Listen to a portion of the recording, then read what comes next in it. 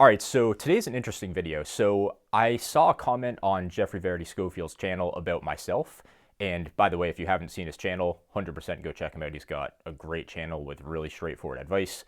He has an insanely good ability to zoom out and get the full picture from all perspectives when it comes to hypertrophy training. This video isn't just to promote his channel, but 100% go check it out. Great dude, great channel. So there was a comment in the comment section on one of his more recent videos about my channel. Someone mentioned that I had uploaded and it was kind of a coincidence. And then someone said in response to that, basically they don't like my channel because I'm always bashing strength training, and yet I'm still smaller than all of the strength guys.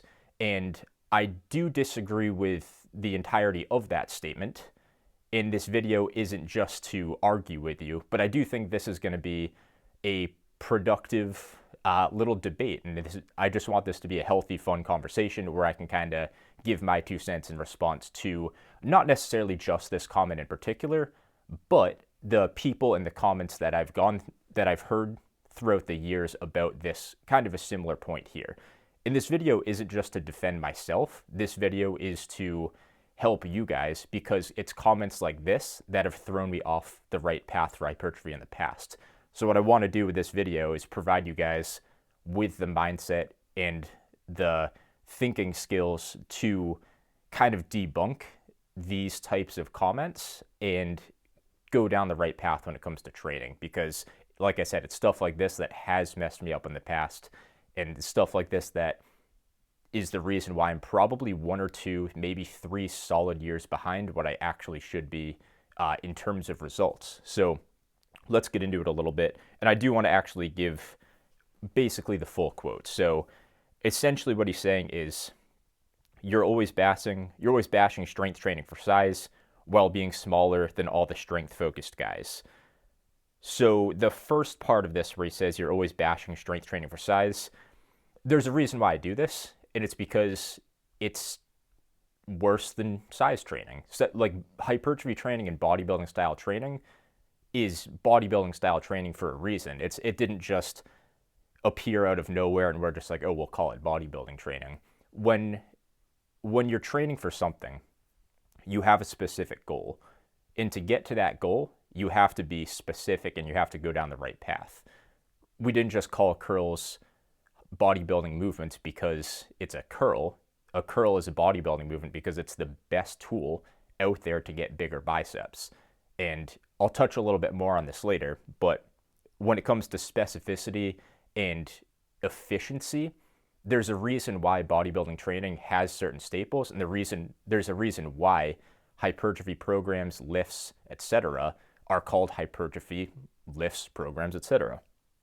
So when it comes to strength training, it actually is a path towards hypertrophy, but it's much less efficient than just training for hypertrophy. And that comes in the nature of the name of the style of training. Strength training is when you're training to become stronger. You can get hypertrophy from that, and you will get hypertrophy from it most of the time. However, it's not the most efficient because you're training for something else, and anything that you get in terms of hypertrophy is just kind of a side effect, and that's obviously much less efficient. So there's a few issues with this argument in my opinion, so let me present the rest of my argument. The part 2 of this comment that I received, while being smaller than all of the strength-focused guys. So basically what is being said here is that I am much smaller than the guys that actually focus for strength. And he says all of them. I don't know if this is an exaggeration or if he actually thinks this, but either way, I do disagree with the opinion that I'm smaller than all the strength-focused guys. I've never met a strength-focused guy that's at a similar training age to myself that's bigger than me. I've coached people for powerlifting competitions. I've been to powerlifting competitions. I've trained in probably a dozen plus like large commercial gyms. I have my fair share of experience with people that train for strength. And yes, there are guys that train for strength that are bigger than me. However, this is where the issue starts to come into play, and this is where the fault in this logic starts to kick in. when I was at, say, 4 years of consistent training for hypertrophy, a guy that's been training for strength or, say, powerlifting, that's been training for 15 years, a lot of the time, the guy that's been training for 15 years, even if it's not the best for hypertrophy, is going to be bigger than me because he's been training for longer. So if he's met, say, 75% of his hypertrophy gains, but he's been training for 3 times as long as I have, and I've made 100% of my potential gains, but I've only been training for 3 or 4 years, yes, the guy that's taking the less efficient path is going to be bigger than me because he's been training for 3 or 4 times as long. And that's the fault in this logic. So the issue comes into play where if I was to say, all right, well, you know what, he's right. There are, like, the best powerlifters are all bigger than me. Why don't I just go train for powerlifting? This is where, if I'm lucky and I get the benefits of hypertrophy from powerlifting or strength training, which not everybody gets, by the way, it would take me that much longer. So if I wanted to be that guy's size, I would have to train on a less specific path for much longer. In reality, if I was to meet that 15 years of hypertrophy training and compare myself to a guy that trained for 15 years of powerlifting, I would most likely be significantly bigger than that guy. And that should be pretty obvious.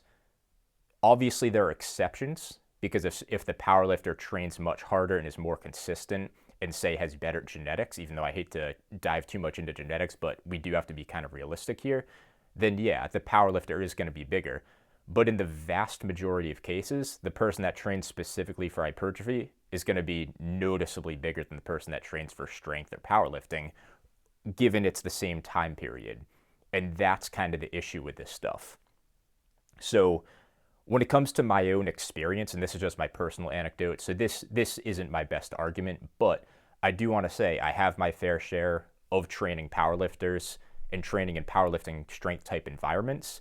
And the guys that had the same training age and a general kind of similar, say, genetic structure or whatever, I'm, in the vast majority of cases, I am bigger than them. And that's not to try and toot my own horn, but it's to say, yeah, I mean, I trained for hypertrophy. Like, what do you expect? Like, that's just how it turns out, because my path is optimizing hypertrophy. And those guys are still usually kind of big, some of them, but the general person that trains for strength isn't going to be nearly as big as the general person that trains for hypertrophy when most things are put in a good comparison. So like training age, genetics, actual age, stuff like that. So this is where I start to disagree with the argument.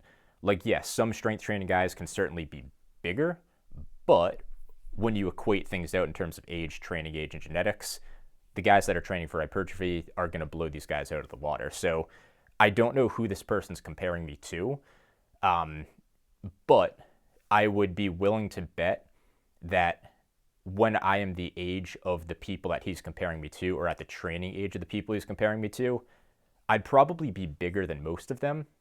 And that's not just to say that I'm just some magical person, I'm just going to get giant. Like, anybody can do this. I'm not anything special. I'm just taking a path that's like netting me more gains over that period of time. It's nothing special. It's just, in my opinion, this is, it's pretty logical. So the comparison is misapplied logic. When I focus on strength, and this is an important part of this video, by the way, so pay attention here. When I focus on strength, I am much smaller. This is why it's a bad idea to compare yourself to other lifters in this way, because assuming that the physique someone has was achieved through the most efficient path is faulty logic. Bodybuilding is always the most direct path to hypertrophy.